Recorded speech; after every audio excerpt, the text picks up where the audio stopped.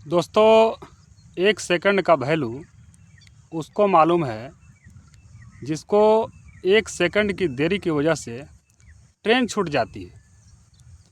बाकी दोस्तों, जिसके पास खाली समय है उसको एक सेकंड का वैल्यू मालूम नहीं है। ठीक इसी तरह से दोस्तों, कोई भी समय होता है उसका अपना वैल्यू होता है। जैसे बचपना है, उसके बाद जवानी है, उसके बाद बुढ़ापा है। सबका अपना वैल्यू है और सबके लिए काम भी निर्धारित है। अगर उस समय अगर वह काम नहीं किया गया तो आगे सिर्फ पछतावा रहेगा। चाहे आपके पास कितना भी पैसा आ जाए, लेकिन आप उस समय को वापस नहीं ला सकते। तो कहने का मतलब ये है कि दोस्तों, समय के हिसाब से सब कुछ अच्छा लगता है और उस समय के हिसाब से वही काम सही होता है।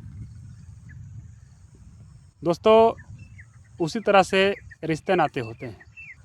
भाई से अलग हो जाने के बाद उसका वैल्यू और उसका उस समय में जो साथ होता है वो हमेशा याद रहता है।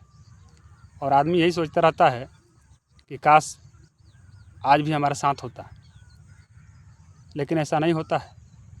ठीक उसी तरह से माता पिता होते हैं, जब बिछड़ जाते हैं, उनका स्वर्गवास हो जाता है, तो आदमी सिर्फ पछतावा कर सकता है, इसके अलावा कुछ नहीं कर सकता है।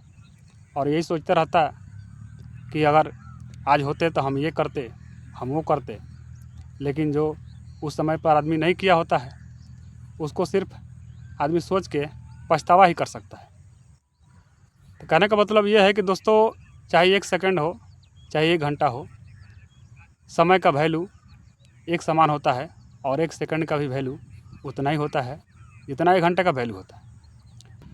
और ठीक उसी तरह से एक सेकंड के लिए भी काम निर्धारित है। अगर उस सेकंड में आप वो काम नहीं करते हैं तो फिर आपको पछतावा रह जाएगा। जैसे कि ट्रेन छूट जाती है, एक सेकंड की देरी के लिए ट्रेन छूट जाती है। तो दोस्तों, कहीं ना कहीं एक सेकंड का भी अपना वैल्यू है और एक घंटे का भी अपना वैल्यू है। दोस्तों, इस तरह से मिलते रहेंगे आप लोगों से नए नए वीडियो में। तब तक के लिए जय हिंद, जय भारत।